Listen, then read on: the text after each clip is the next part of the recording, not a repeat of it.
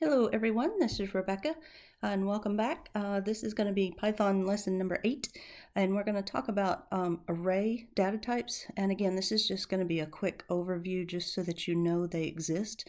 This will probably leave you with lots of questions, and that's fine because there's lots of resources to go look up further information. But I just want you to be aware of what they are and a little bit of how they work.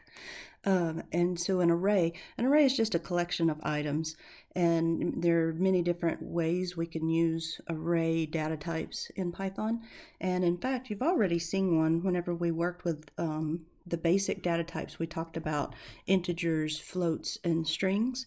And so a string is actually an array. It's just a list of characters. So for instance, whenever we had my string variable 1, I'm going to set it equal to hello there. And this was an array of characters because we can actually go in and say, okay, print the first letter from that string. Now I'm in just the basic idle shell, and so I don't have to use the word print. I can just say, okay, show me from string 1 what the first item is. And so here's the tricky part. Our first item, whenever we're counting, it's going to be item number 0, because again, many things in computers, they'll start counting at 0. And so show me the first character in my string, and then I just hit enter and it shows us the H. So likewise, we can go in and say, okay, show me the 6th item. Well, actually the 6th item would actually really be 7 because we're going to start at 0. So 0, 1, 2, 3, 4, 5, 6. It should show the T, and it did. All right, excellent. So a string was an array. It's just a collection of characters, and so since it's that type of object, there are many things you can do to strings. You can slice them, you can get the length of it, you can order them, you can flip them backwards. Lots of different things that we can do to manipulate strings. And so likewise, there are other data types that represent a collection of items. And so I have a file out here that I've already typed some stuff in. I just want to pull up. Let's see. Yes, here we go. And so in this particular file, just a real quick demo, we'll walk through 3 different array data types. And they are a list, a tuple, and a dictionary. And so I have gone through and just practiced here with 3 just simple variables, calling them my list, my tuple, my dictionary. And then I have gone ahead and assigned them to some initial values. And so you'll notice that everything, these top 2 look very, very similar. So this list of items can be integers, it can be floats with decimal numbers, it could be single characters, or it could be a full word or string. And so this part looks very similar, just some practice data that we're putting into these objects. And so the only thing you'll notice that's different is the syntax here. So square brackets versus parentheses. And this is just, it's frustrating sometimes when you think you're creating a list, but you really created a tuple just because you did the parenthesis instead of a bracket. And so that's why I just want you to be aware of these right away. And then, so there's different types of arrays. So a list, a tuple, and then a dictionary is kind of unique because it's what they call a key and a value. So for instance, okay, somebody's first name is going to be associated with George, their age associated with 32, favorite color is green. And so what we do is we have comma separated values where it's 2 parts to it. It's a pair of data, and so we have basically a header and a value. So our key, a key and a value that goes with it, and those get assigned and tied together in this list of items.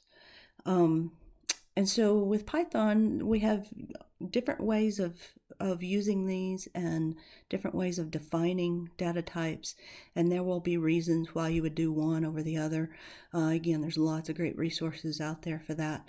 But the main thing I just want you to be aware of is these terms. So a list, whenever we see brackets and several things grouped with commas, that's our list. parenthesis will be a tuple. And of course, dictionary will use the curly brackets. And then just like we saw with a list, we can go in and say, okay, well, show me the first item in that list. So we can list in a tuple will look very similar. Just show me inside of brackets here whatever item we want to print. And then for a dictionary, whenever we print, we have to tell it, okay, print the value that goes with this header. All right, and this file has saved. The rest of this here in green has been commented out for now with these 3 single quotes. And so my little program, when it will run, it's going to ignore the rest of this. So all we're going to do first is we're going to set up these 3 data types and then print the first item. And so we should get A, C, and George to come back whenever we run it. So it's saved. I'm going to go ahead and run, and then this will kick us back over into idle. And here is where we see our got our expected results with A, C, and George. All right, so different data types are used for different reasons. The main thing to keep in mind is something they call mutable, which all that means is can it be changed?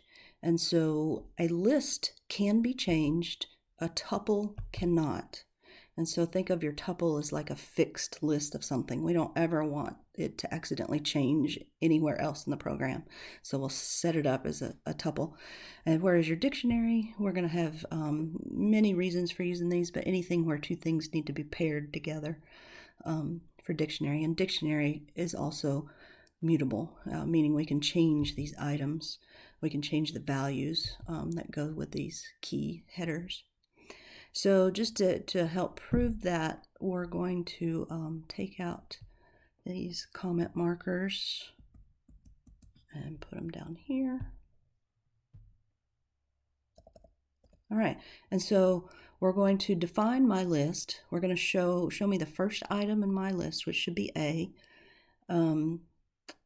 Well, actually here, my list 5. So go in and show me the item 5, index 5, which again, we start at 0. So 0, 1, 2, 3, 4, 5. So it should pull up the word red. And so we're going to print this, which will give us red. But then here we have the ability to change it. It's going to be mutable. And so instead of red, I want to change that value in my list to orange, and then we're going to print this again just to prove that it did change to orange. So let's save this and Control S, and then my function F5 will allow me to run it.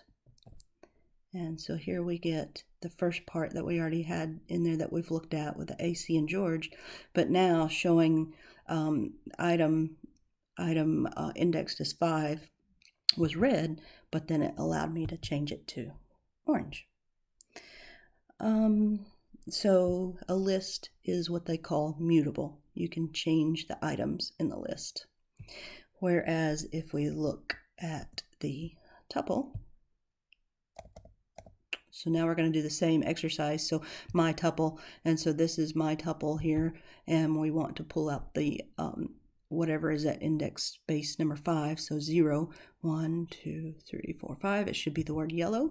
So we're expecting this to print the word yellow, but then we want to change that to orange and then see if it will print orange. So we're going to save this, Control S, and then run it, F5. And then here we get an example of an error that you will commonly see with a tuple because we tried to change it, and it's telling us that a tuple cannot support item assignment. So just be aware of this word tuple. You may not have even known you were creating a tuple because you just defined a variable with a whole bunch of stuff in parentheses, but that will make it a tuple. And so with a tuple, it cannot be changed later down the road. All right, so we're going to, since this syntax will never run, we're going to comment that back out permanently. And let me take these off. And so now we're going to try this third option here with our dictionary. And so again, we're going to print first the existing age of George. And so show me the value that goes with this key. And so how it should print 32. But then we do have the ability with a dictionary to change that value. And so we're going to bump him up. He had a birthday. He's now 33. And we're going to print that back out just to prove it. So let's save. And then F5. All right, excellent. And the program ran without any errors. And so we had our first stuff that we've already looked at, but then now here we see the first print with the existing dictionary. He was 32, but it did allow us to change the dictionary. All right, so that's just a real quick introduction into these special data types with strings, lists, tuples, and dictionaries. Lots of great functions that go with each of these and different things we can do, like sorting data. We can things that are mutable, we can add additional items to it. We can sort it in order, and especially with strings, lots of different things we can do with character data. So but anyway, so that gives you a quick introduction into these data types. Thanks for watching.